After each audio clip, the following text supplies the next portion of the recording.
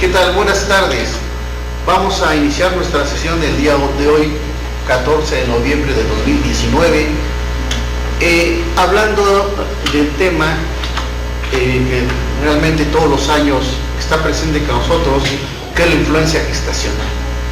Sabemos que son los mismos síntomas, pero a lo mejor puede variar alguna situación en el tratamiento o en la vacuna. Para eso tenemos con nosotros al doctor Yuri Roldán Aragón, infectólogo, adscrito al Hospital Civil Dr. Aurelio Valdivieso. Es importante que recordemos que la influencia afecta las vías respiratorias, como son la nariz, hasta terminar en los pulmones prácticamente. Para ello, aquí el doctor nos hablará sobre la influencia gestacional en este año, iniciando prácticamente, terminando el mes de noviembre, iniciando el de diciembre. Doctor, bienvenido. Gracias, doctor Cibaja, muchas gracias por la invitación que me hacen para estar hoy aquí con ustedes y revisar este tema que pues está así de manera muy oportuna. Vamos a empezar. Bueno, como ustedes saben, la influenza, ¿verdad?, es una enfermedad de los meses invernales. Es una enfermedad viral, respiratoria, febril, aguda, que cada año se está presentando desde hace 400 años. Hay registros acerca de estas epidemias anuales que se presentan, ¿no? Y cada año provoca millones de enfermos, miles de hospitalizaciones y muertes a nivel mundial.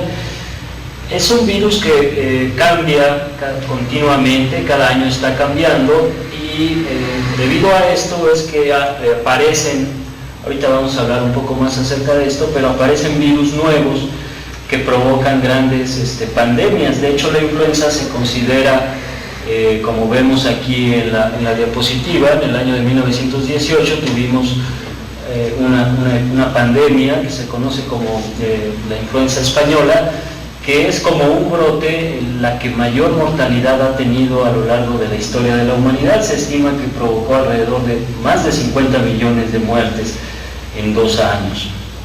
Y de ahí, en este caso, pues correspondía a un virus H1N1, y pues no hay un tiempo, ¿verdad?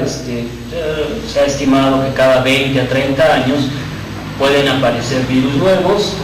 Así fue el caso en 1957, que apareció un virus H2N2, en el 68 apareció otro virus H3N2, y en el 77 la influenza rusa, que fue otro virus H1N1.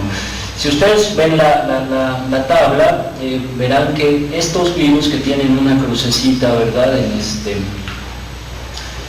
son virus que todavía en la actualidad siguen circulando, ¿no? Entonces, una vez que aparecen estas cepas virales, se mantienen durante muchos años y pueden afectarnos, ¿no? La siguiente. Bueno, como podemos ver también aquí, la influenza y la neumonía siguen siendo una causa de muerte en nuestro medio. Vean, aquí vemos que en el total de la población, influenza y neumonía ocupan el 9º sitio como causa de muerte todavía para 2017. Y es de las enfermedades infecciosas pues que más muerte provocan. En cuanto a la epidemiología de la enfermedad, ¿verdad?, esta se disemina a través de aerosoles. Una persona que tiene influenza puede transmitir esta infección viral a través de sus secreciones, del moco, de la saliva, ¿verdad?, al toser, al estornudar. Sabemos se producen una gran cantidad de gotas, pequeñas gotas, que al caer pueden contaminar a una persona que se encuentre cerca. Alguien que tiene influenza pues tiene escurrimiento nasal importante, y al estar tocando estas secreciones y después dar la mano, de esta manera puede transmitir por contacto el virus o a través de objetos. Se ha visto que este virus puede sobrevivir hasta 48 horas en el ambiente, de tal manera que si uno toma un objeto que tiene el virus de influenza, ¿verdad?, hasta 2 días después, y luego uno al tocar las manos o al tocar los objetos se lleva uno estas manos a los ojos o a la nariz o a la boca, de esta manera inoculamos el virus y puede provocar la infección. No se sabe muy bien por qué razones. Una vez que aparecen estos brotes, se ve afectado alrededor de un 10 a 20% de la población, y hay otro 80% que no se enferma a pesar de ser vulnerable, digamos, ser sensible a esta infección. Y lo que se ha visto a lo largo de la historia, ¿verdad?, es que estas epidemias se presentan de manera explosiva, se presentan como con olas, como con brotes, ¿verdad?, que duran algunas semanas y después disminuye el número de casos y después vuelve a haber otro brote de una ola, pues, de enfermedad. Así sucedió con la epidemia de 1918, que tuvo 3 grandes brotes, olas de enfermos. Bueno, el virus de la influenza pertenece a la familia de los ortomixovirus, de los cuales hay 3 tipos, A, B y C. El tipo A, pues, son los que provocan estas grandes epidemias. El B también, pero no provoca pandemias como tal. Y el C, pues, son casos más reducidos, menos contagioso también este tipo de cepas. Realmente los que cobran importancia cuando hablamos de influenza estacional, pues es el tipo A y el tipo B. Este virus, ¿verdad?, es un virus ARN que posee unas glucoproteínas en su superficie, como podemos ver aquí en la imagen. Y estas glucoproteínas de hemaglutinina son las que le permiten fijarse a las células, a sus receptores celulares en los epitelios. Y la glucoproteína de neuraminidasa es la que le permite al virus desprenderse, una vez que se ha multiplicado dentro de las células, le permite desprenderse de la célula y poder ir a infectar otras células, ¿no? Y recientemente, pues, se han identificado. Antes hablábamos de 16 hemaglutininas y en la actualidad ya se han identificado 2 más, 18 en murciélagos, y bueno, pues se ha visto que no tiene tanta importancia. Sin embargo, pues ahí están estos glucoproteínas que son muy importantes para cuando se presentan epidemias. Este virus, como hemos comentado, es un virus que muta continuamente, ¿verdad? Se habla de una tendencia antigénica, que el virus en cada temporada tiene pequeños cambios menores, y bueno, pues por esta razón es que las vacunas que nos aplicamos cada año se componen con los virus que estuvieron circulando el año anterior, ya que se piensa que no habrá muchos cambios, ¿verdad? Y estos antígenos que posee este virus nos dé protección, nos pueda generar anticuerpos y de esta manera la vacuna ser efectiva. Pero pues de vez en cuando existen cambios mayores, un cambio antigénico, ¿verdad?, que como vamos ahorita más adelante a ver, pues integra genes de otros virus nuevos, por así decirlo, y que al tener un componente diferente, pues son muchas veces más agresivos, ya que las personas pues no tenemos ninguna experiencia con ese virus nuevo, y por esta razón puede causar enfermedades graves y pandemias. Los virus de influenza de tipo A se han identificado de esta manera. Como podemos ver, aquí se corresponde a un virus A. Generalmente se coloca la especie animal de donde fue recuperado por primera vez, en este caso es un pollo, la ciudad donde se recuperó por primera vez, Hong Kong, se le da un número de cepa en el laboratorio y el año en el que fue identificado. En este caso en 1997, y se trata de un virus H5N1, que es un virus que tiene origen en aves y que pues ha provocado brotes. Está ahí descritos alrededor de 850 humanos que se han enfermado por esta cepa viral, que no ha logrado adaptarse bien a nosotros, por lo tanto no ha sido fácil su transmisión entre nosotros, y que tiene una mortalidad del 50%. Esto realmente es una mortalidad altísima, que si un virus de estos pudiera adaptarse y ser transmitido entre los humanos, pues sería catastrófico para la humanidad. Tan es así que, bueno, la OMS ha considerado a la influenza como uno de los grandes peligros que la humanidad enfrenta, ya que es un riesgo latente. Bueno, ¿cómo es que surgen estos nuevos virus que hemos comentado, que provocan pandemias? Entonces podemos ver del lado izquierdo en la pantalla que hay virus muy bien adaptados a las aves, ¿verdad? Son propias de las aves, entre ellas se transmiten fácilmente, tienen otro tipo de receptores celulares, por eso es que entre ellas se puede transmitir muy fácilmente. En este caso también vemos en la parte de arriba que los humanos tenemos nuestros propios virus humanos bien adaptados a nosotros, y en la parte de abajo vemos el caso de los cerdos, que también compartimos mucha similitud con ellos y que también pueden ser infectados por estos virus. Entonces vemos aquí como uno de los factores de riesgo más importante para que aparezcan estas nuevas cepas es tener un contacto estrecho con las aves o con los cerdos, situación que se da mucho en Asia, por ejemplo, en China, en Hong Kong, donde los humanos comparten inclusive a veces habitaciones con las aves, cosa que sucede en nuestro medio también, en los pueblos, pues no es raro que las aves duerman en la cocina y en estrecho contacto con los humanos. Y entonces si una ave tiene una infección, ¿verdad?, por un virus aviar, y en ese momento hay virus humanos también circulando, se puede dar la situación de que una célula humana se infecte por ambos virus de manera simultánea, como podemos ver en la imagen de arriba, y entonces haya una recombinación de material genético y de esta manera aparezca un virus. En este caso podemos ver ahí que se integran dos genes aviares con la facilidad de transmisión entre humanos, y entonces así es como aparecen estos virus que pueden provocar pandemias, ¿no? Que en las cuales hay una fácil transmisión y que han integrado genes nuevos y que son desconocidos para nosotros y por lo tanto provocan alta morbimortalidad.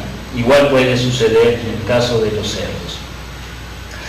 Y bueno, pues esto, un ejemplo de esto lo vimos en el 2009 cuando apareció este virus, ¿verdad?, nuevo entre comillas, pero que cuando se revisan, ¿verdad?, los bancos virales, pues se ve que es un virus que ha venido evolucionando en las últimas décadas. Vemos que ahí en los 90s existía un virus aviar, un humano H3N2, un clásico porcino H1N1, y a lo largo de las décadas se han venido recombinando. Y lo nuevo en este virus de 2009 fue que se integraron dos genes de virus porcino eurasiático, y eso fue lo que provocó, ¿verdad?, desató esta pandemia que vivimos en el 2009, ¿no?, con alta mortalidad en comparación a los virus circulantes previamente. Y entonces, pues el contacto con los animales es cotidiano, ¿verdad? Si nosotros vemos esta imagen, si este niño tuviera influenza humana, y si este cerdo que está en su corral convive con una gallina en el interior que tiene influenza aviar, pudiera infectarse de manera simultánea y de esta manera existir esta recombinación y la aparición de un virus nuevo con fácil transmisión entre humanos. Y esto es algo muy dinámico, como vamos a ver, pues hay una gran cantidad de virus que están presentes, ¿verdad? En este caso fue un brote de influenza H7N9 en China, fue descrito por primera vez en el 2013, afectó 82 personas y tuvo una mortalidad de 21%. ¿Por qué estos virus no se convirtieron pandémicos? Pues porque no se han adaptado bien a una transmisión fácil entre humanos. Y este virus, como pueden ver en la parte derecha, pues viene, ya se ha identificado que ha infectado patos, pinzones y aves silvestres, y entonces el contacto estrecho de humanos con algunas aves pues hace factible la infección. Y vean aquí este diagrama del tiempo en el cual como cada año, cada 2 años, cada 3 años están apareciendo virus nuevos, como un H7N7 en el Reino Unido en el 96, hasta un H1N1 variable en China en el 2015, ¿no? Y vemos que hay una gran variedad de H10N8 y que han infectado humanos, pero que afortunadamente ahí ha quedado en pocos casos aislados. Y luego, cuando vivimos la epidemia en el 2009, pues a pesar de ser un virus poco virulento, sí se trataba de un virus nuevo que fue pandémico, pero que tenía una baja virulencia. Se estima que tenía una mortalidad de 1 en 1000, ¿verdad? Pero a pesar de eso, a pesar de esa baja mortalidad, en comparación con una mortalidad del 50% que hemos mencionado, de 20%, esta 1%, 1 en 1000 que puede matar, pues fue suficiente para saturarnos todas las unidades de terapia intensiva, ¿verdad? Y los ventiladores pues no eran suficientes, de tal manera que pues sí es importante pues imaginar lo que pasaría si un virus con una mortalidad del 20% apareciera, pues realmente sería muy catastrófico. Bueno, en cuanto al cuadro clínico, pues es muy importante el antecedente epidemiológico. Como ustedes saben, pues en el hemisferio norte, los meses fríos, pues es a partir de octubre, es que empiezan a presentarse los casos en el hemisferio norte. En el hemisferio sur, pues cambian, ¿no? Y entonces esto también pues, nos debe de alertar. En ocasiones hemos estado viendo que en meses de primavera o de otoño, verano, otoño, estamos presentando casos aislados, ¿no? Y tiene mucho que ver con el flujo de turistas, ¿no? Que a veces vienen del hemisferio sur, ellos allá están viviendo en esos meses las epidemias y nosotros ahora estamos por vivirlas. Entonces, pues es muy importante el antecedente epidemiológico, ¿no? El haber viajado a un área donde se están presentando casos, y en este momento para nosotros, pues ya empezó la temporada, de hecho ya estamos teniendo casos de influenza en los hospitales. El periodo de incubación es de 1 a 7 días, en promedio 2 días, y el cuadro es muy variable, que puede ir desde asintomático a una rinofaringitis no complicada, y puede también evolucionar a una neumonía fatal. ¿De qué depende esta presentación? Pues depende de la virulencia del virus, como ya hemos comentado, y también en gran medida del sistema inmune de la persona. Sabemos que la inflamación que se genere, ¿verdad?, con esta infección puede ser pues determinante, ¿verdad?, o muy grave esta neumonía, esta cascada de inflamación, provocar necrosis de tejidos, liberación de citocinas, cascadas inflamatorias muy importantes que provoquen la muerte. Afortunadamente, la influenza tiene un curso benigno que dura alrededor de 5 a 7 días, puede durar semanas, en ocasiones también la fatiga, el malestar, pero en sí los días críticos pues son los primeros 5 a 7 días. Debemos sospechar influenza cuando exista fiebre y ataque general importante, ¿verdad? Tradicionalmente la influenza pues lo tumba uno, lo manda a cama, se acompaña de mialgias importantes y fiebre, ¿no?, y síntomas respiratorios. Y entonces para eso es importante pues apoyarnos en las definiciones operacionales, ¿verdad? Hablamos de enfermedad tipo influenza, la vamos a sospechar en toda persona de cualquier edad que presente fiebre y que se acompañe de síntomas respiratorios, principalmente tos, cefalea, puede haber rinorrea, coriza, artralgias, dolor muscular, postración, puede haber dolor torácico, dolor abdominal, congestión nasal y diarrea. La diarrea pues suele presentarse más en los niños. También en menores de 5 años se debe considerar influenza cuando exista irritabilidad, y en mayores de 65 años puede no presentarse la fiebre. Entonces, esta definición es muy importante en esta temporada que vamos a entrar, ¿no? Vamos a pensar en influenza en toda persona que tenga fiebre y síntomas respiratorios para fines prácticos. ¿Por qué es importante esta definición? Porque de ella va a depender que se inicien los antivirales indicados, como vamos a ver.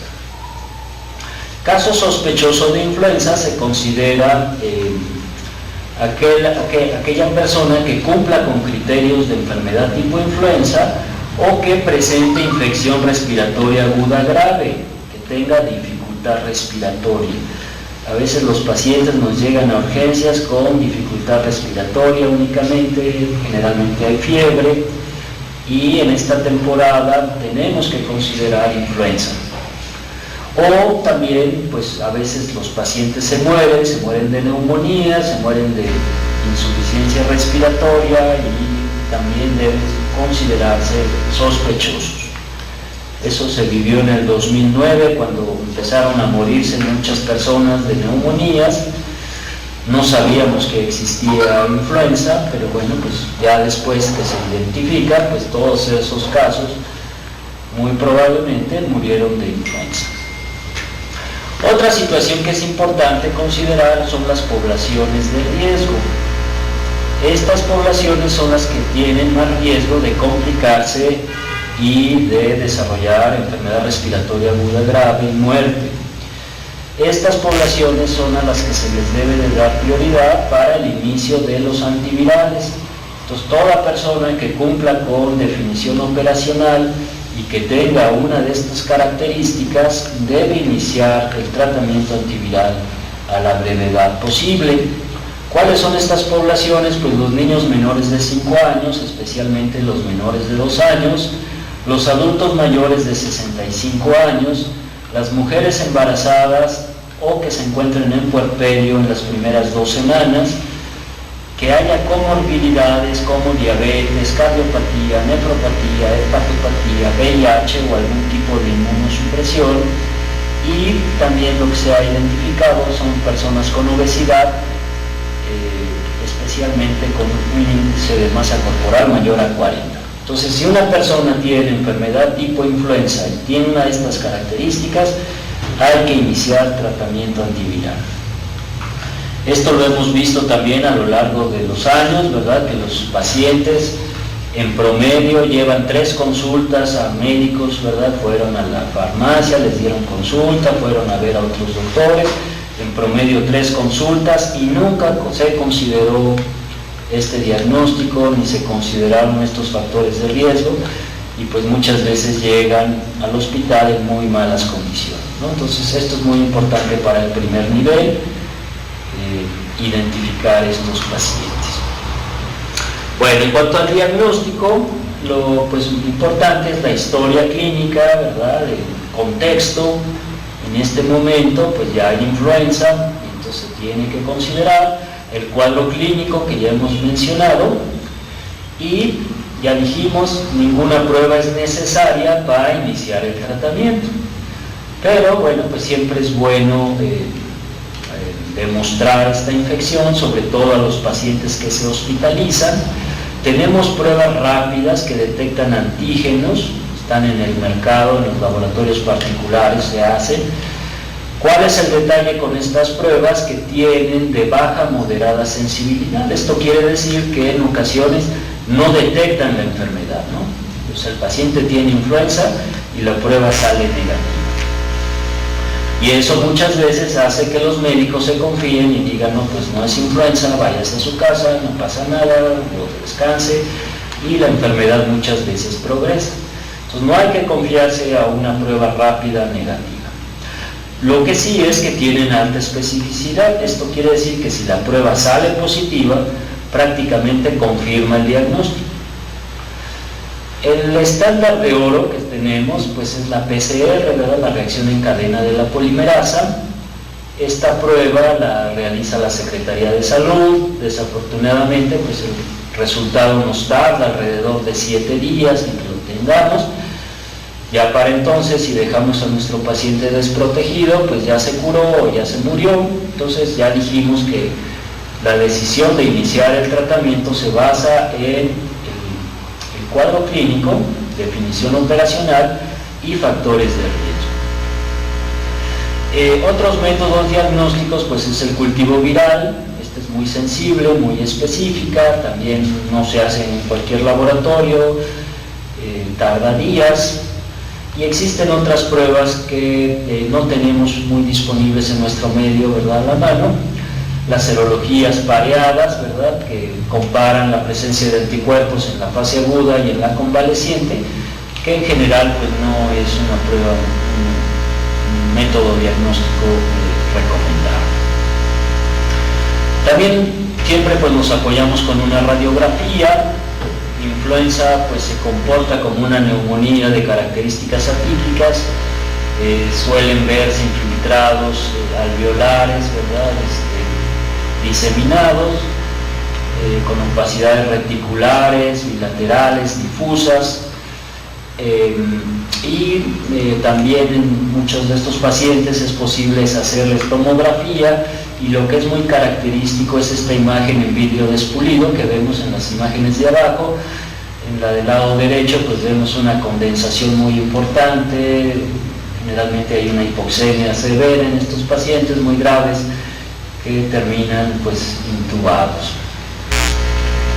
En cuanto al tratamiento, pues consiste en medidas generales. Hay que tratar la fiebre, generalmente se acompaña con fiebres elevadas, se puede usar paracetamol o ibuprofeno, se recomienda el reposo. Realmente el que tiene influenza pues se siente miserable, está acostado durante varios días, 2-3 días, uno tiene que estar acostado por las mialgias, por un gran malestar. Se debe cuidar una hidratación adecuada y hay que evitar el uso de ácido acetilsalicílico, sobre todo en niños, ya que se ha asociado a síndrome de Reye.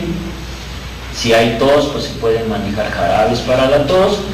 Aquel paciente que tiene dificultad respiratoria, pues requiere hospitalización, aporte de oxígeno y muchas veces apoyo mecánico ventilatorio. Como ya vimos anteriormente, pues si llega un paciente con fiebre y una tele de tórax con estas características, pues tenemos que considerar neumonías de otras etiologías. Entonces generalmente utilizamos antibióticos de amplio espectro. Muchas veces pues nos apoyamos en las guías que ya existen, ¿verdad? Generalmente usamos cefalosporinas de tercera generación, acompañado a un macrólido o cefalosporina más una fluoroquinolona respiratoria, y el uso de antivirales. Mientras más rápido se inicien los antivirales, en el caso de influenza, mejor efectividad tienen. Lo ideal es iniciar estos inhibidores de neuraminidasa, que son los antivirales con los que contamos en nuestro medio, especialmente los Celtamivir. Vienen cápsulas de 75 miligramos y el tratamiento es de una cápsula cada 12 horas, generalmente por 10 días. La cajita trae 10 cápsulas y es lo que para el tratamiento completo. En ocasiones los niños pues también desarrollan influenza, no hay una presentación infantil, entonces lo que hacemos es diluir esa cápsula en 5 mililitros de agua y con jeringa pues se ofrece la dosis que corresponda al niño, ¿no? La dosis pediátrica es de 3 miligramos por kilo por dosis. Si hacemos esta dilución en una jeringa, pues cada mililitro corresponde a 15 miligramos, y ya en base a esto hacemos el cálculo de dosis pediátrica. El año pasado la FDA autoriza el uso de otro medicamento antiviral, el Baloxavir, hasta donde sé no está todavía disponible en México, pero los estudios iniciales que se hicieron, hay artículos publicados en el New England el año pasado, en los cuales se ve una eficacia similar a los Celtamivir, ¿verdad? Es una monodosis con eficacia similar, se vio una reducción de virus inclusive mayor que con los inhibidores de neuraminidasa, y otro de los detalles con Baloxavir fue la aparición de resistencia con los tratamientos, hasta en un 5%, 2 a 5% de los tratamientos, lo que puede hacer suponer que no será un medicamento que nos pueda servir mucho tiempo, pero bueno, pues es otra opción, seguramente vendrán otras nuevas áreas. Y otro de los medicamentos que tenemos en nuestro medio son los adamantanos, la mantadina y la rimantadina. Son antivirales que tienen alta resistencia, el virus tiene alta resistencia a ellos, por lo que no se recomiendan. Entonces esto es otro error muy común en las farmacias. Me ha tocado personalmente que llega uno y los despachadores ofrecen estos medicamentos como una alternativa a cuadros gripales, y esto pues genera en ocasiones una falsa tranquilidad, ¿verdad? El paciente piensa que ya se está tratando la influenza y muchas veces la enfermedad progresa y se complica, ¿no? Entonces esto es algo que hay que recordar. Nombres comerciales, pues el antifludes, por ejemplo, contiene uno de estos medicamentos y no confiere tratamiento para influenza. Bueno, una de las formas más efectivas de prevenir la influenza es la vacunación. Estas son vacunas que tienen más de 50 años que se están utilizando, son vacunas seguras, existe una gran acervo, ¿verdad?, científico en relación a ellas, y se recomienda su administración. Tristemente, ¿verdad?, las tasas de vacunación pues son bajas, aún en el personal de salud. Lo vemos todos los años, hay resistencia del personal a vacunarse. Es importante que se vacunen. También el personal de salud es un vehículo de infección, ¿verdad? Podemos contagiar a nuestros pacientes y muchos de estos pacientes pues son inmunosuprimidos, que tienen inmunosupresión y pues puede provocar la muerte. Entonces, por esta razón pues es muy importante, independientemente de que nos protege a las personas, pues también estamos protegiendo a nuestros pacientes. Y bueno, pues recordar que la influenza podemos contraerla en cualquier sitio, tanto en la comunidad como en el medio hospitalario. ¿Por qué es que la gente no se vacuna? Bueno, pues porque pensamos que pueden tener efectos adversos. Sí los tienen, pero son leves. También en ocasiones pues existen dudas sobre la seguridad de esta. Repito, son vacunas seguras. Hay quien opina que la influenza no es tan mala y que es total, si me da influenza pues tomo el oseltamivir, pero esto se ha visto que pues no es bueno, ¿no? Además generamos una memoria inmunológica cada año si nos estamos vacunando, nos estamos exponiendo a diferentes antígenos virales que en un futuro nos pueden dar protección a alguna cepa que pueda aparecer, ¿no? Entonces aquí vemos en esta gráfica cuáles son las poblaciones, ¿verdad?, y cuáles son las tasas de vacunación en ellas. Entonces vemos que por la edad, tradicionalmente los mayores de 65 años pues han sido las poblaciones que más prioridad se les ha dado. Es importante mencionar que en otros países de primer mundo pues la vacuna de influenza es universal. En nuestro país, pues en ocasiones por falta de recursos, porque no hay suficiente vacuna, se le da prioridad a ciertas poblaciones de riesgo. Sin embargo, pues es una vacuna que se recomienda universalmente.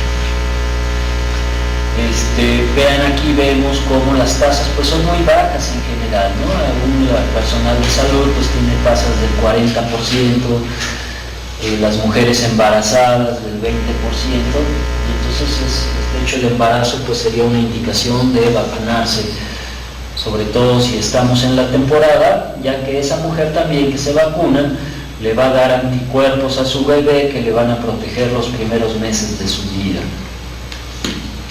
Este año contamos, han surgido varias vacunas diferentes. La Secretaría de Salud está aplicando esta vacuna trivalente inactivada.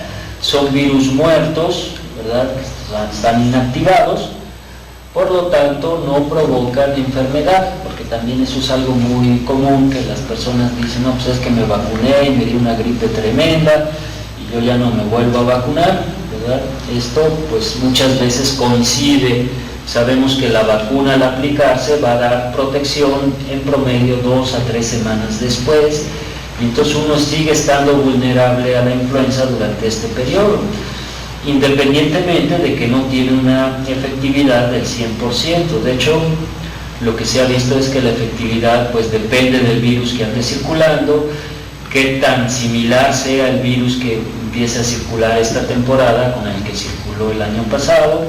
Entonces influyen varios factores y obviamente pues no es 100% efectiva. De hecho se habla de tasas de protección de un 40, un 30, a veces cuando bien nos va de un 60%, ¿no?, para no enfermar. Entonces la vacuna trivalente inactivada que se está aplicando por parte de la Secretaría este año, pues contiene 2 virus tipo A. Si ustedes se fijan, pues es el Brisbane 2018, que es una cepa relacionada con el H1N1 2009. Bien, lo habíamos comentado al principio, que estos virus, una vez que aparecen, van a seguir circulando y por eso las vacunas los contienen.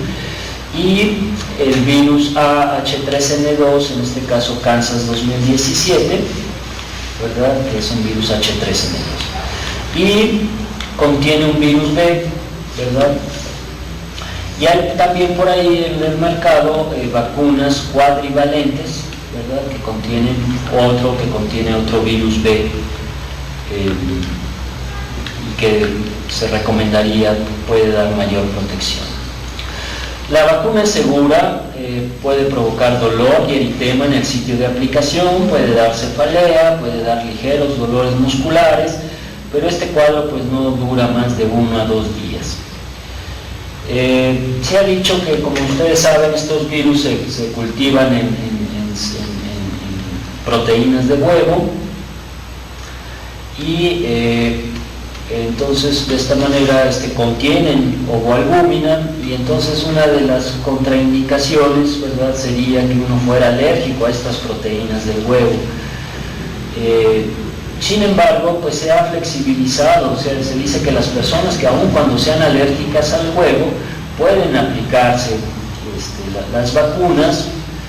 Si les sale un exantema con prurito, pues se pueden aplicar, no hay ningún problema. Y aquellos que tienen reacciones más graves a proteínas del huevo, como angioedema o choque anafiláctico, también se pueden aplicar, pero en esa situación se recomienda sea aplicada en un hospital, una clínica donde tengan lo disponible para resolver el problema de anafilaxis o angioedema. Y la contraindicación sería, si yo ya me puse la vacuna y me puse muy mal con ella, pues entonces sí, mejor evitar. Se ha visto que también pudiera asociarse a síndrome de Guillain-Barré, ¿verdad? Se estima que puede aparecer en un caso por cada 1.000.000 de aplicaciones, es realmente muy baja el riesgo. Se ha visto que la misma influenza puede dar Guillain-Barré, entonces ahí no habría tampoco contraindicación. Este artículo salió publicado recientemente en el New England, ¿verdad?, Journal of Medicine, y bueno, aquí este artículo habla sobre el riesgo de tener un infarto posterior a tener una infección, ¿verdad?, a una infección en general. Y entonces aquí vemos en la gráfica de la izquierda cómo la neumonía que se complica con sepsis, el riesgo de tener un infarto en las siguientes semanas aumenta. Si yo nada más tuve una infección respiratoria aguda, ¿verdad?, no complicada, pues también existe un mayor riesgo de tener infartos, pero dura menos y el riesgo es menor. Y entonces acá vemos en los esquemas cómo pues las personas, ¿verdad?, que puedan tener placas de ateroma con este proceso infeccioso, hay macrófagos ahí en estas placas, y al haber el estímulo infeccioso pues se producen citocinas y cascadas inflamatorias que pueden hacer que la placa de ateroma se rompa y predisponer a infarto. Entonces algo que parece también muy interesante es cómo ellos en el artículo mencionan que hay 36% menos riesgo de infarto en pacientes que reciben la vacuna contra la influenza. O sea, como vacunarse también disminuye el riesgo de que yo pueda tener un infarto en la siguiente semana, ¿no? O sea, evita que me enferme de influenza y evita que se genere esta inflamación y se pueda romper una placa de ateroma y yo tenga un infarto agudo. Y 17% menos en mayores de 65 que se vacunan contra neumococo. Bueno, ahora que empieza a haber casos de influenza, pues en los hospitales también es muy importante la protección del personal. Entonces CDC ya ha hecho algunas recomendaciones en las cuales en áreas administrativas, ¿verdad?, donde no se tiene contacto directo con pacientes y cuando haya brotes importantes, es importante la higiene de manos, el uso de alcohol gel es importante. Ya vimos que una parte de cómo nos contagiamos de influenza es cuando nos llevamos las manos a la cara, a las mucosas, a los ojos. Entonces hay que estarnos desinfectando frecuentemente las manos con alcohol, lavar con agua y jabón. Personas que tienen contacto, personal que tiene contacto con personas, procurar una distancia de 2 metros para que si esa persona tose, estornuda, no me arroje estas gotas a través del aire. El uso de cubrebocas no se recomienda en estas áreas administrativas a menos que haya un contacto más cercano, ¿no? Como sería un cobrador, por ejemplo, alguien que está en caja, que tiene que estar en contacto cercano a la población. En áreas de hospitalización, ¿verdad?, que no atiende pacientes con influenza, pues también el desinfectar las manos frecuentemente, el lavado de manos, las precauciones universales, ¿verdad?, de estarse lavando las manos, evitar tocar secreciones de manera directa, el uso de guantes, y en estas situaciones se recomienda el cubreboca de 3 capas, ¿verdad? Y en áreas críticas que tienen contacto directo con pacientes de influenza, ahí sí se recomienda protección de contacto, de gotas, ¿verdad? De gotas pues vendría siendo el gorro, los gogles, y también se recomendaría el uso de mascarilla N95. Hay por ahí un artículo reciente que salió publicado en el cual comparan la efectividad de la mascarilla N95 con un cubreboca de 3 capas y parece realmente no haber mucha diferencia, ¿no?, en cuanto al riesgo de contraer influenza. Sin embargo, pues es lo que en este momento se recomendaría, ¿no?, el uso de N95 y bata y guantes. Bueno, en conclusión, las epidemias de influenza se presentan cada año. Estamos por empezar la temporada, principalmente en los meses de invierno, y es una enfermedad que puede provocar la muerte si se complica y no se atiende de manera oportuna. El virus se transmite a través de gotas, saliva o moco y por contacto con objetos o manos contaminadas, y al contaminarnos las manos, ¿verdad?, llevar estas a la cara y mucosas. De esta manera inoculamos el virus. El cuadro clínico consiste en fiebre y síntomas respiratorios, tos, cefalea, rinorrea con dolor muscular. Nos debe de hacer sospechar en influenza. Todo paciente con enfermedad respiratoria aguda grave también es influenza hasta no demostrar lo contrario, y se debe iniciar tratamiento antiviral lo antes posible, sobre todo en las personas que tienen factores de riesgo. Las personas enfermas deben descansar en casa con aislamiento domiciliario. Esto también es algo que debemos fomentar, ¿verdad?, en nuestras instituciones, que las personas que tengan enfermedad tipo influenza pues descansen, ¿verdad?, evitar el presentismo, ¿verdad? A veces pensamos que somos indispensables y que nadie va a hacer lo que nosotros hacemos en el trabajo, pero bueno, pues esto muchas veces no es así. Entonces el que está enfermo se siente mal, mejor que se quede en su casa.